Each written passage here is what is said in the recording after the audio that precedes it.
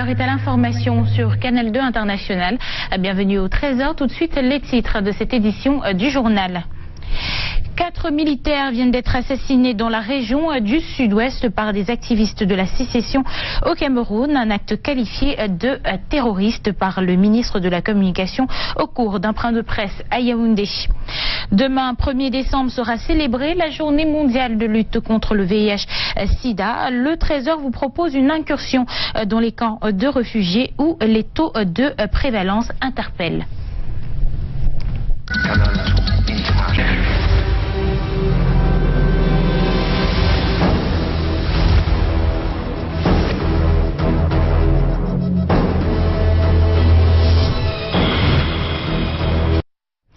Mesdames, Messieurs, bienvenue au journal de la mi-journée sur Canal 2 International. Démarrons avec notre chiffre du jour qui est 4. C'est le nombre de soldats qui ont été tués dans la nuit du 28 au 29 novembre. Un groupe d'assaillants ont, selon des sources militaires, attaqué le poste avancé de l'armée dans la localité d'Aborkem Djerman dans le sud-ouest. Les 4 militaires appartenaient au 22e bataillon d'infanterie motorisée. Et pour parler de cette actualité, nous nous rendons dans la ville de Yaoundé, retrouver Brand Kamga pour la suite de ce journal. Bonjour à vous, Brand Kamga.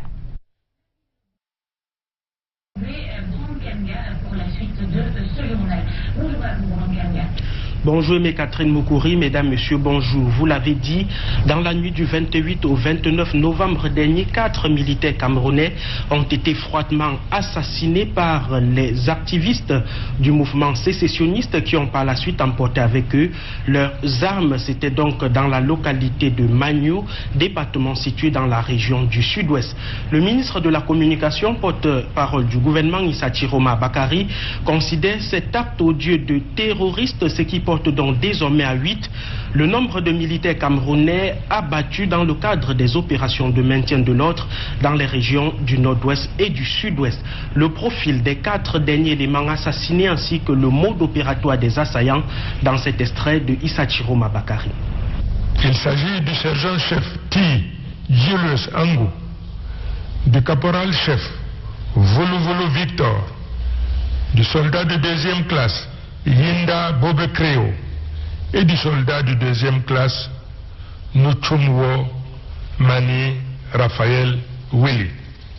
Les assaillants qui se réclament de la branche armée du mouvement sécessionniste dénommé Southern Cameroon Ambazonian Consortium United Front, en abrégé le SCACOF, ont probablement progressé à bord de pirogues se fondant dans le trafic fluvial particulièrement dense dans cette zone en raison de la forte présence des pêcheurs et des commerçants.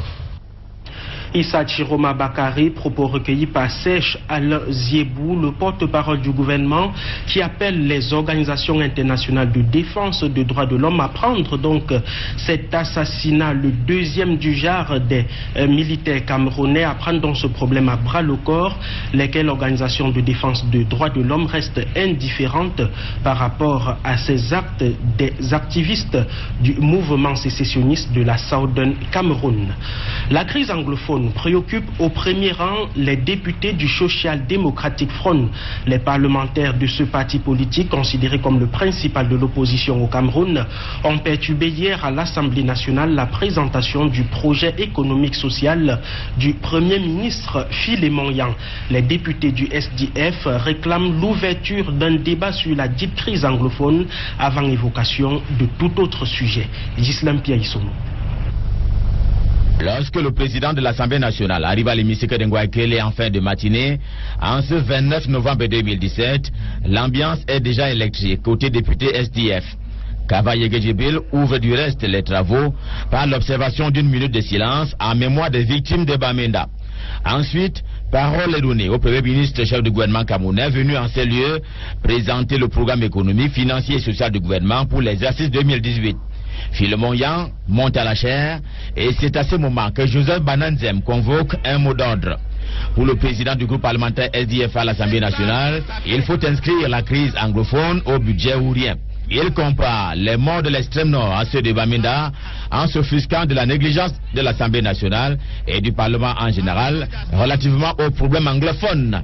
Ils pensent que la crise anglophone est un problème secondaire et ils nous font écouter un discours vide du Premier ministre à la place du débat de fond sur le problème du Cameroun. Et donc nous avons indiqué qu'il n'y aura pas de débat à l'Assemblée tant que cela ne sera pas mis à l'ordre du jour. C'est le début de la bataille dans l'hémicycle. Le Premier ministre retourne à son siège sous la douleur des chants entonnés par les députés SDF.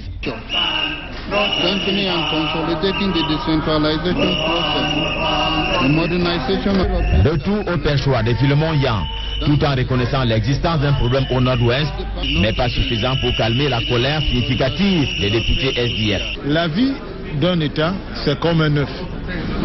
Quand un œuf se casse, on ne peut plus le reconstruire. Nous jouons beaucoup ces derniers temps avec le destin de ce pays.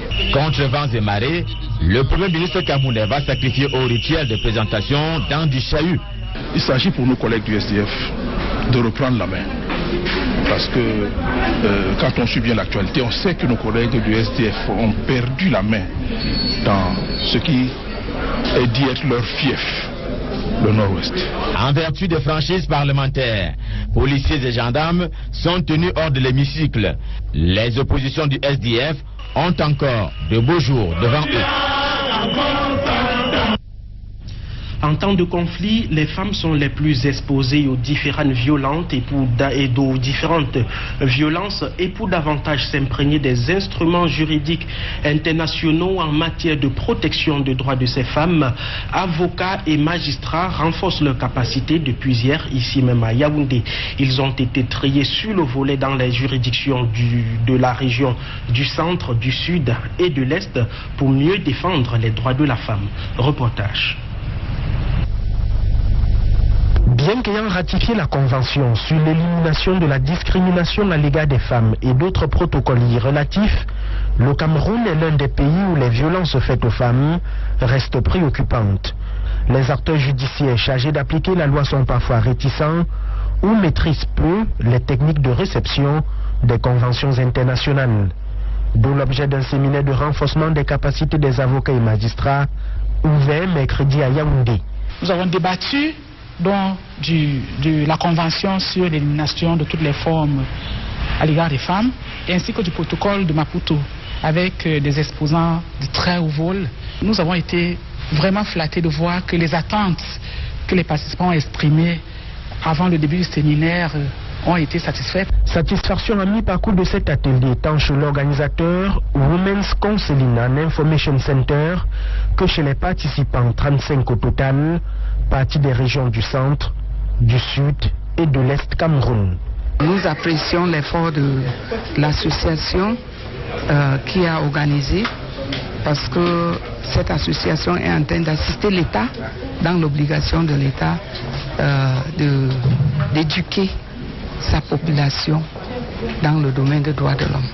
Un séminaire du 29 au 30 novembre 2017 qui vise à améliorer la qualité de l'application par les acteurs judiciaires des instruments de lutte contre la discrimination à l'égard de la femme, notamment la CEDEF et le protocole de Maputo.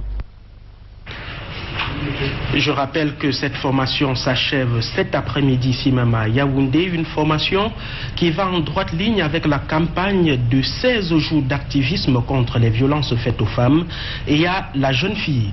Nous restons dans le combat, mais dans un autre domaine, celui de la légalité du bois.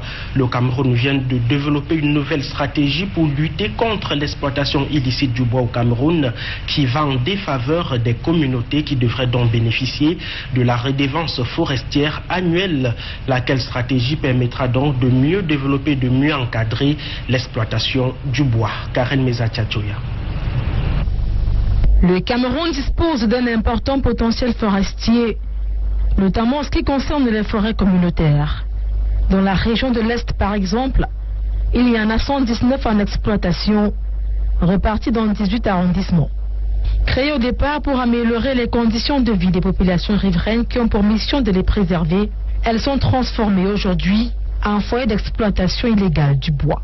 95 à 98% du bois des forêts communautaires approvisionne le marché intérieur, le marché local du bois, qui est un marché non traçable et où on n'arrive pas à déterminer de manière légale et durable l'origine du bois qui se retrouve dans ces marchés-là.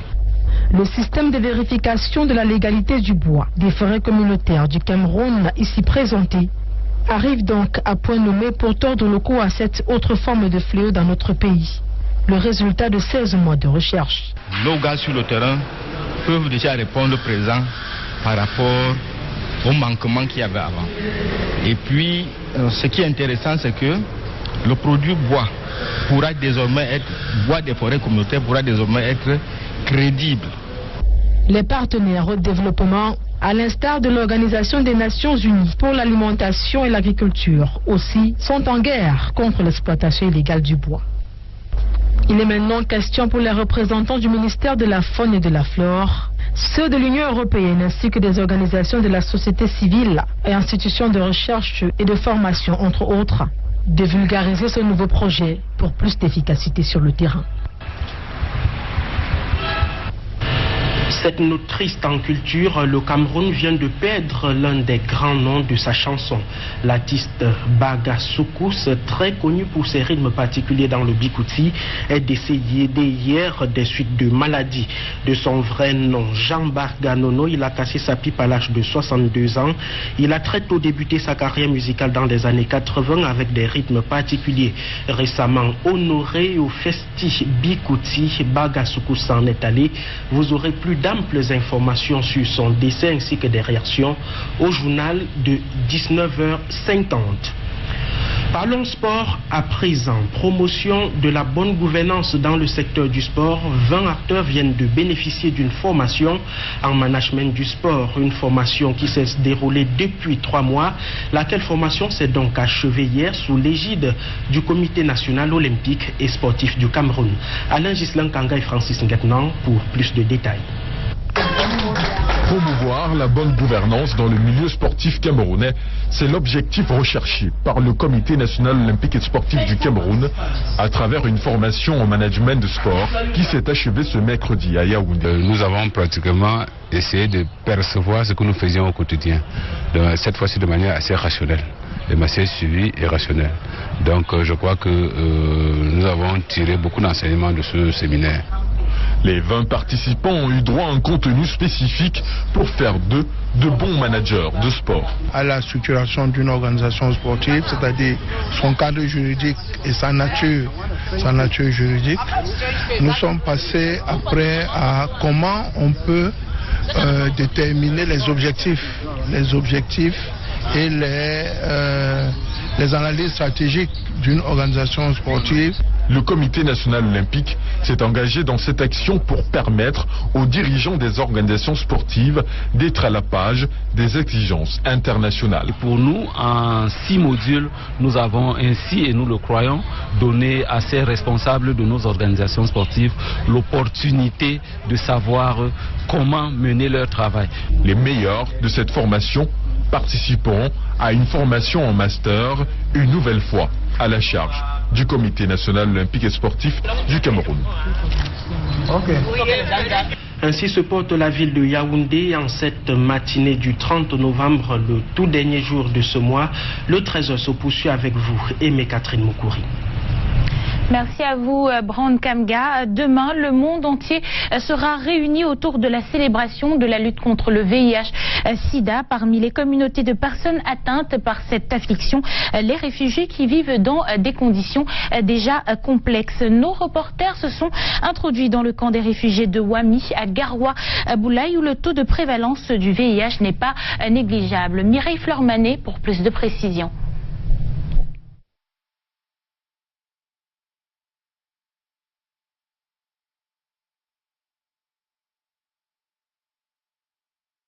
Ce leader communautaire sensibilise ici en langue locale, aidé par la doyenne des femmes. Nous sommes à Garoua-Boulaye, dans le camp des réfugiés de Wami. Mamadou Amadou s'occupe de ce camp de réfugiés créé en 2014, au début de la crise centrafricaine. Oui, c'est que là, la population qui sont déplacées sont vraiment vulnérables par rapport à beaucoup de choses. Si au cas des choses peut les arriver, vous allez trouver que peut-être une famille qui peut être peut-être un peu souffrant, et s'ils n'ont pas pris en charge de faire le dépistage et des trucs comme ça, ils peuvent aussi contaminer les autres personnes sans le savoir. Cette dame est veuve depuis 9 ans. Il y a 2 ans, elle a découvert qu'elle était séropositive. Et c'est ici, à l'unité de prise en charge de Garoua-Boulaye, qu'elle vient chercher son traitement. Je me sentais que je n'avais pas la santé, je vais passer directement à l'hôpital pour faire la visite. Et c'est pendant la visite qu'on a découvert que je suis malade par le VIH. Garoua-Boulaye compte dans sa cohorte plus de 1800 patients, donc les réfugiés représentent près de 285 patients. Et la difficulté qu'on rencontre avec eux, c'est qu'avec la stabilité, le retour de la stabilité en RCA, il y a beaucoup de patients qui rentrent chez eux. Et comme j'ai dit tout à l'heure, ils ne prennent pas leur transfert et ils sont comptés comme perdus de vue. L'autre stratégie développée dans ces centres de traitement agréés pour améliorer le statut des patients séropositifs est celle de la supplémentation alimentaire à travers le projet Food by Prescription, financé par les partenaires du HCR. Un monsieur de 1,75 m qui a 30 kg, après avoir pris normalement sa bouillie, au bout de 2 mois, peut monter à 45 kg. Le Cameroun héberge aujourd'hui 550 000 populations déplacées. Les données issues des campagnes de dépistage ont révélé que la prévalence du VIH chez les réfugiés n'était pas négligeable. Dans le camp de Minawawo, dans l'extrême nord, un taux de 0,9% est enregistré sur 815 personnes testées en mars 2015. Les camps de réfugiés de Garoua-Boulaye, Batouri, Betareoya et Kété à l'est du Cameroun enregistrent 4% parmi les 300 personnes testées. C'est pourquoi le gouvernement camerounais a initié la mise en œuvre des pères éducateurs dans ces camps de réfugiés. Allons à présent dans la région du Sud, plus précisément au village Aloum. Il y a 1 an, un reportage sur nos antennes présentait une école du Sud dans un état d'oubli total, faute de bancs, de murs et d'enseignants. Les parents de ce village préféraient inscrire leurs enfants à 5 km de là. Grâce à ce reportage, des Camerounais touchés par la situation ont volé au secours de cette école publique vieille de 48 ans. Ambroise Foguet. Aloum 1. Nous sommes à 109 km aux confins de l'arrondissement de Bolova 2e. Un air de bol, puis des youyous de femmes dans la cour de l'école du village.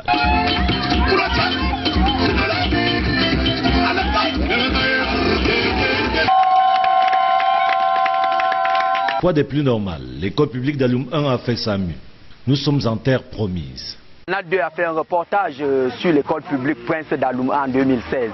Et ce reportage nous a permis que les gens prêtent attention sur notre école et on a pu réaliser la réhabilitation de cette école aujourd'hui. Tout est parti de ces images diffusées sur votre chaîne de télévision la rentrée scolaire 2016. Cette école cédée par l'église presbytérienne camerounaise à l'État il y a 38 ans avait alors très mauvaise allure. L'an passé, on trouvait les chefs dans notre salle de classe. Notre école n'a jamais bénéficié d'une subvention de l'État, la charge étant restée aux parents d'élèves. La situation d'Aloum 1 a touché la sensibilité de certains Camerounais de Cologne en Allemagne. Pour eux, la seule chance de réussir actuellement est l'éducation. Le développement d'un pays passe par l'éducation. 3 salles de classe entièrement rénovées et équipées, puis des écoliers ont de nouveau l'attrait de l'école. Je promets à mes parents que je réussis au CEP. Oui! Ici, lorsqu'on est en joie, on danse et sans façon.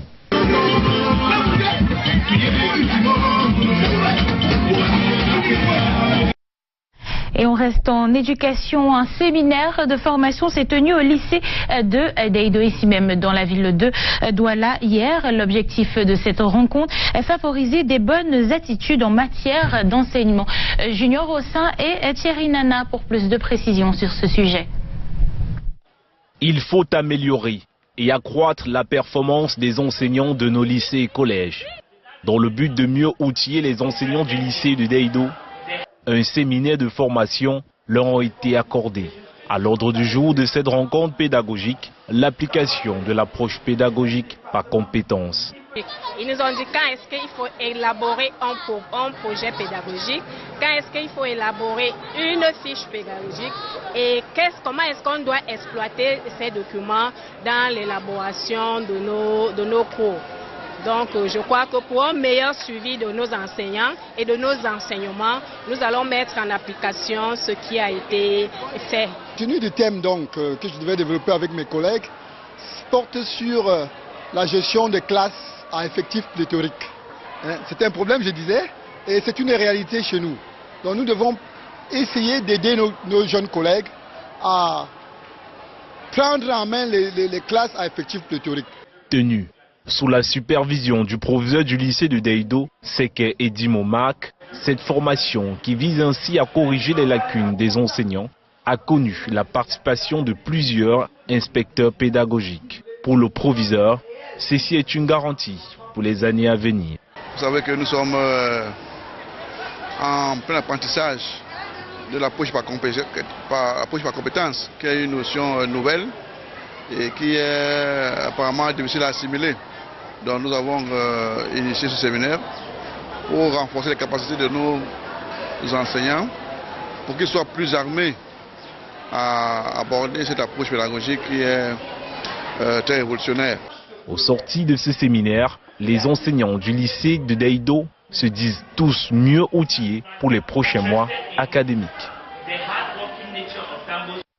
Parlons à présent de toute autre chose. Enfin, la Bible traduite dans la langue Yambeta voit le jour. C'est le résultat de 39 ans de travail. Le promoteur originaire d'Umbam et Inubu a dû sacrifier sa carrière de fonctionnaire pour se consacrer à cette œuvre. La cérémonie de dédicace a fait courir du beau monde à Bafia. Le récit de Monique Naoussi Fosso.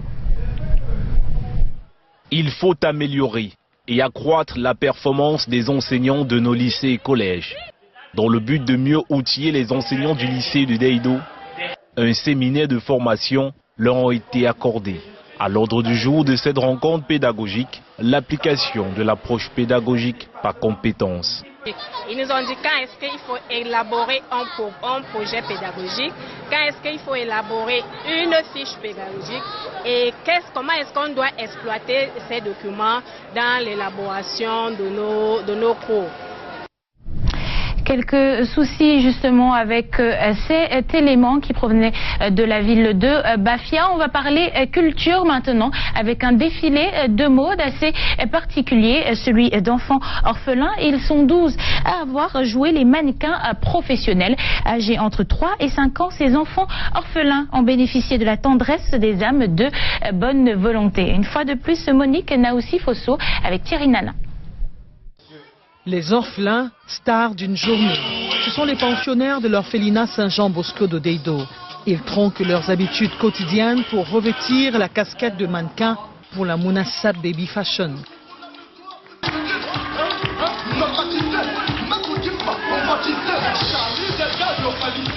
Et nous encadrons les enfants et c'est aussi pour l'encourager. Vous savez, nous vivons de la collaboration des personnes qui sont à l'extérieur, qui s'intéressent à nous. Et c'était pour l'encourager déjà dans ce qu'elle fait parce qu'elle s'est orientée vers les plus petits. Au regard de leur statut social, les organisateurs de la Munasab Baby Fashion veulent accentuer l'attention à l'égard de ces enfants, devenus trop tôt orphelins. Les enfants, comme on le dit souvent, sont le père de leurs générations, c'est l'avenir de demain. Donc, puisque nous voulons promouvoir la culture africaine, il est important pour nos enfants de savoir qu'ils doivent être fiers d'être africains, quoi. Donc, d'être fiers d'être camerounais. Et pour cela, nous avons décidé de travailler plutôt avec le pain. Ces mannequins sont âgés entre 3 et 5 ans. Leur tenue est confectionnée à base du coton, du textile africain. Ce défilé de mode donne le ton des fêtes de fin d'année chez les orphelins de la paroisse Saint-Jean-Bosco de Deido à Douala.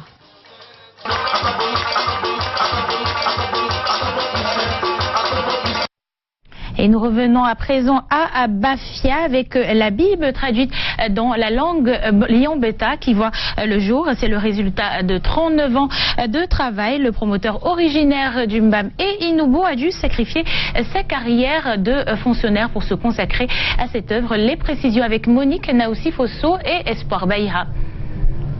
Les Yambeta ont désormais la Bible en leur langue.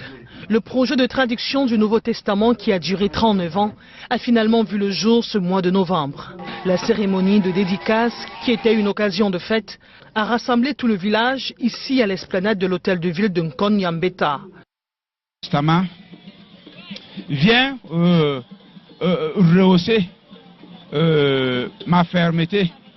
Vient m'affermir dans la foi.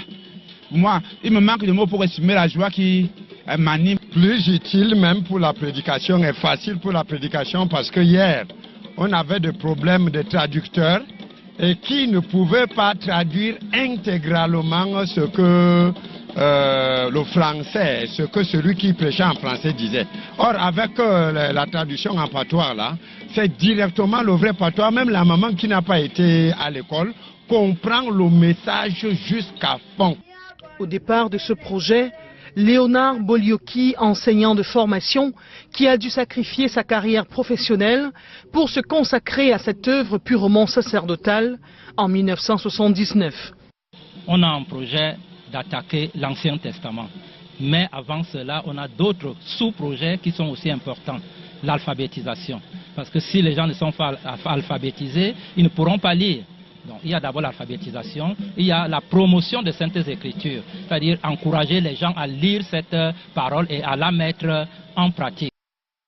À travers le Yambeta Linguistic Committee, en abrégé YALICO, créé pour la traduction de la Bible, l'alphabétisation, la promotion de la langue et de la culture Yambeta, toute une équipe s'est mise à l'œuvre pour parvenir à la publication de ce livre. Plus tard, la SIL, Société internationale de linguistique, et Captal, entendez, Cameroon Association for Bible Translation and Literacy, se sont joints au projet à travers les appuis divers. Les invités venus de par le monde, ainsi que les autorités administratives, ont colorié cet événement. Mesdames et messieurs, c'est ici que s'achève cette édition du Trésor sur Canal 2 International. Merci à vous de nous avoir suivis. Rendez-vous demain à même heure sur Canal 2 International et nulle part ailleurs.